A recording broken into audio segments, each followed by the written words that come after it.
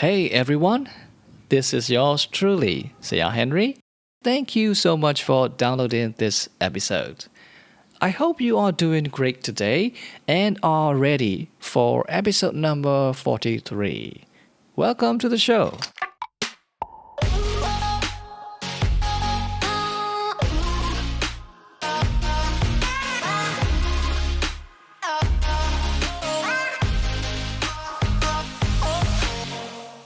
All right, first thing first, let's talk about the elephant in the room the advertisements. Did you hear any ads just before you heard my greetings and introduction of this episode? Well, if you did, congratulations, my friend. You have officially become a supporter of Voice of Sayar Henry by simply tuning into this podcast from the right location. How cool is that? Now, before diving into today's topic, I want to take you guys back to one of my previous episodes that was published a few months ago. That one was done in Burmese language and it was named Not an Episode. Do you guys remember that? If you don't or haven't heard of that one, don't worry, I'm going to tell you about it briefly now. So, in that episode, I talked particularly about my decision to accept monetary support from my listeners by setting up a creator profile on Patreon. Well, that time, I specifically mentioned that my primary goal for doing that was to sort out a banking issue. But it was also a way for any potential listeners who really care about the quality and sustainability of this podcast to support me as much or little as they want. However, there was a problem with that approach. You see, most of the listeners who are willing to support this podcast don't have a Visa card or any form of debit card that can be added to a Patreon account. And those who do have these cards seems to be struggling with financial matters of their own. So I had to solve the aforementioned banking problem all by myself. And I learned something that I already knew, that none of my listeners are ready for this modern culture of value exchange. For some, it is just the difficulty of payment method. For others, it's the decline of the country's economy. And for others, it's purely the result of misinformed culture and institutionalization. So, yours truly decided to go about it from a different angle. Long story short, Voice of Sayar Henry is now created, published, licensed, and distributed under the management of a US company. That means there will be some types of products and services now and in future that is somehow associated with this podcast or my voice. So, if by any chance you are interested in making some business deals with this podcast, whether it is for voiceover services, sponsorships, or consultation, please reach out to me by filling the contact form from our website. Apart from that, if you are just a regular fan of this awesome podcast, please be informed that there will be some ads in this episode and in future ones, depending on the length of each episode, of course. But I promise you, my dear friends, that hearing these advertisements will not just support the podcast you love, it will also give you a chance to observe the modern ways of marketing, smarter ways of raising issues, and ultimately, an opportunity to witness the way technology is shaping the world today. And I think that's pretty cool for me and my listeners. So, now that you have been properly briefed, let's get into the topic of this episode. As you have already seen in the title, I'm going to talk about a brief history of podcast.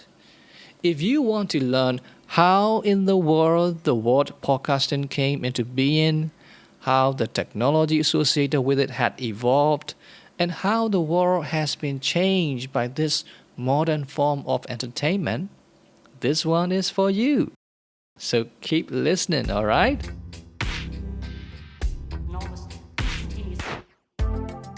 Have you ever wondered why the word podcasting sounds very similar to the century-old word known as broadcasting?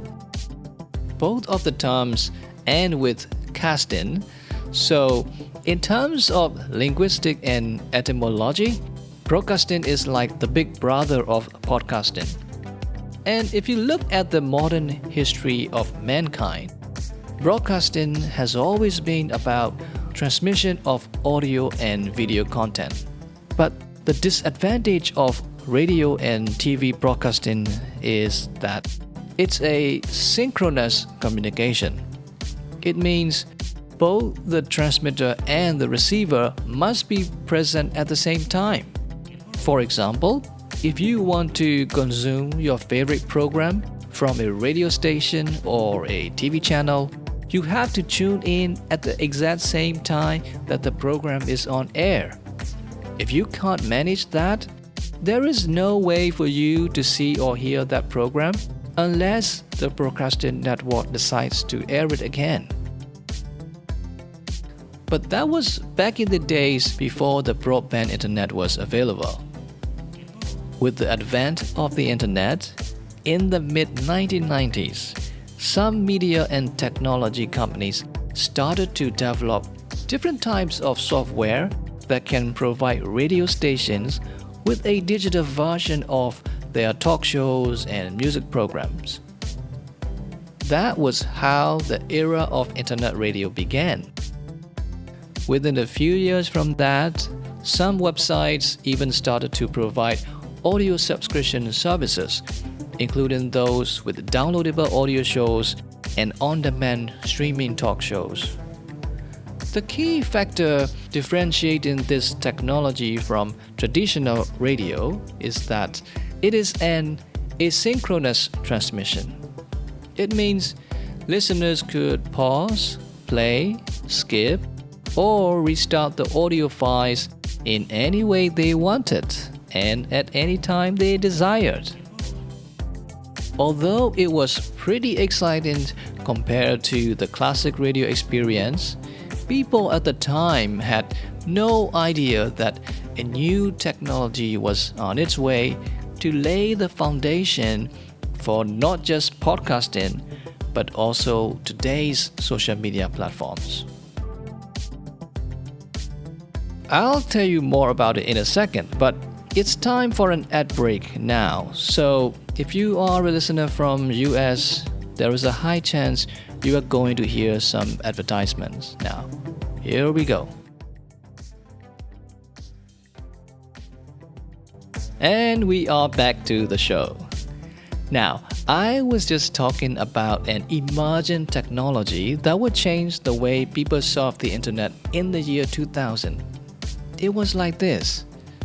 In 1999, Netscape, the company known for developing one of the earliest internet browsers, introduced the concept of RSS feeds. Now, RSS stands for Really Simple Syndication.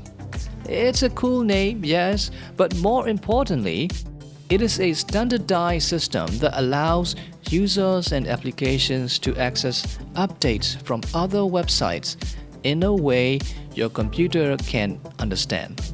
So, in another word, RSS is the foundation for what we now know as following a Facebook page or subscribing to a YouTube channel. However, it wasn't until October 2000 that the idea of attaching sound and video files in RSS feeds was proposed. A few months later, Two guys collaborated on a tool for this idea. One of them is called Dave Weiner. He is a software developer, an entrepreneur, and a leading blogger at that time. He designed and implemented a dialect of RSS that worked better than that of Netscape's. He discussed his ideas with Adam Curry, who was a media personality and also an internet entrepreneur.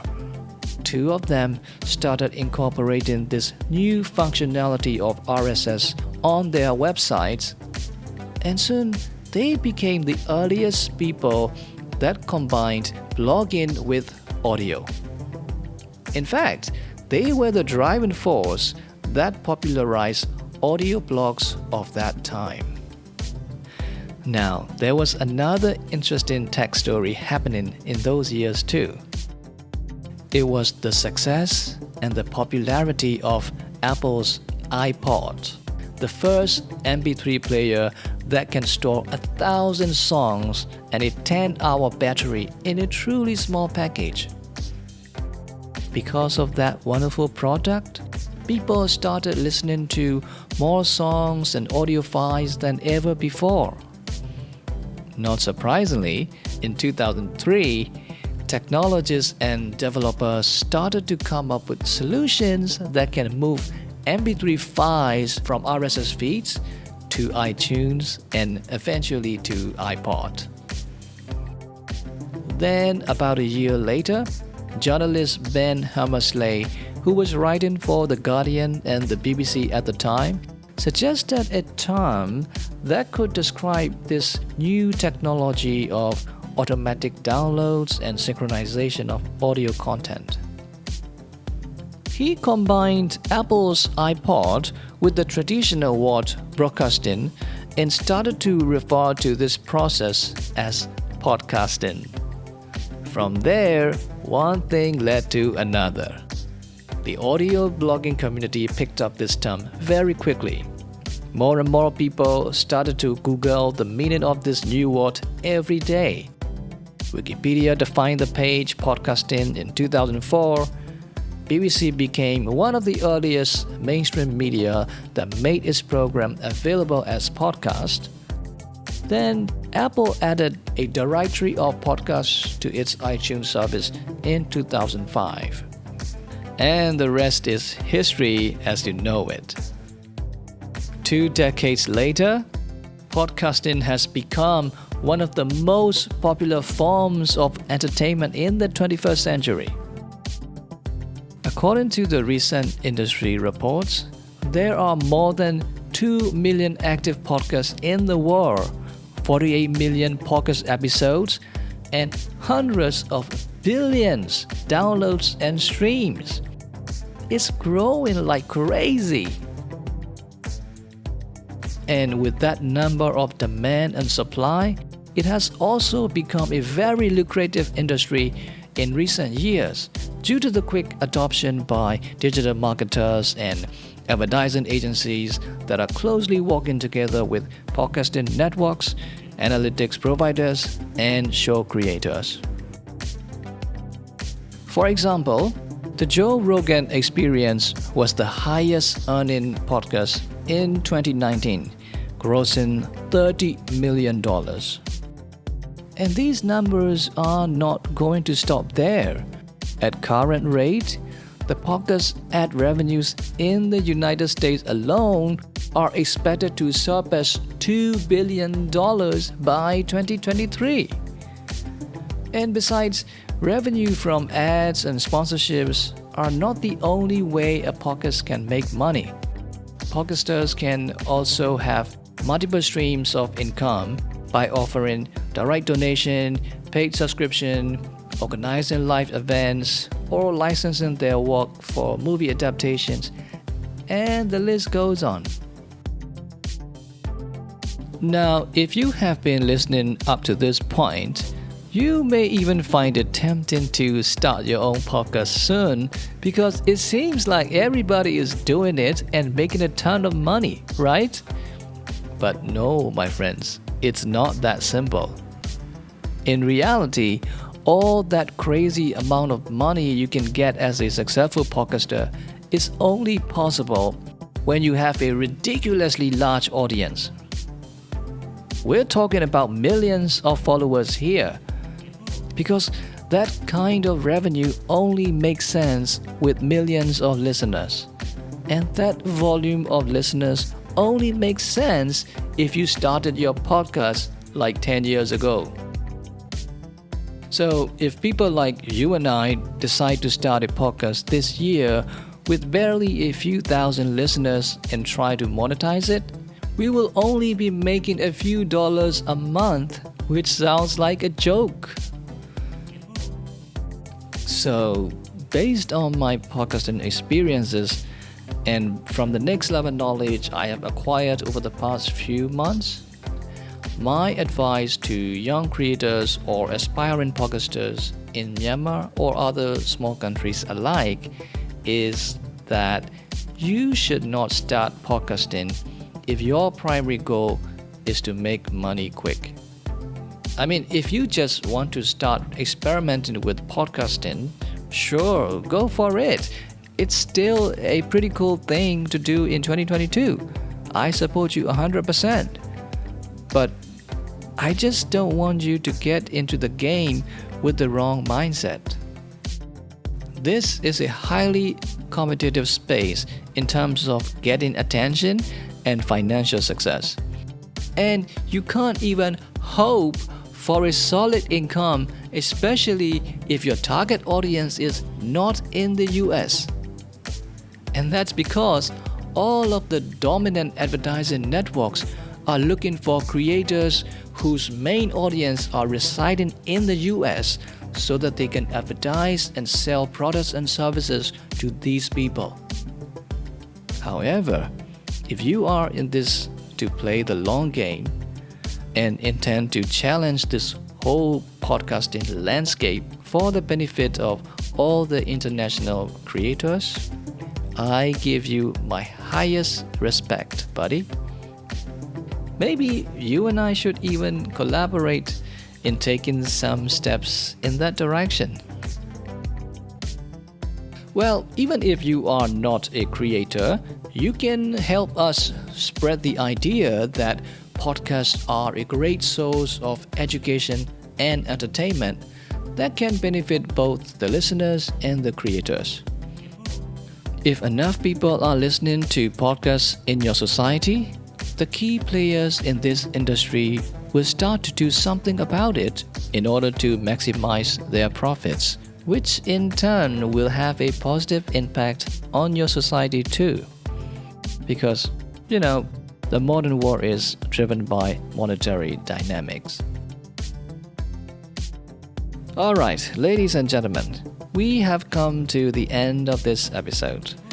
I really hope that you've learned something about the world of podcasting, the background history of it, and started to see how the world today is shaped by the combination of technology, media, and advertising. I still haven't covered some other detailed knowledge about podcasting, but I guess that's a thing for another episode in future. Thank you for listening, and I hope you come back for more. Stay safe and have a meaningful day ahead. I'll see you in the next one. Goodbye for now. Look, Joe, more news out this morning, Julie. Really in-depth report out of the New York Times on Joe Rogan. His overall contract value might be $200 million. So all of that causing a lot of controversy at Spotify. But again, it sort of emphasizes the point that the company has bet the farm on podcasts. Hi, my name is Dave Weiner, and I've been a blogger since 1994.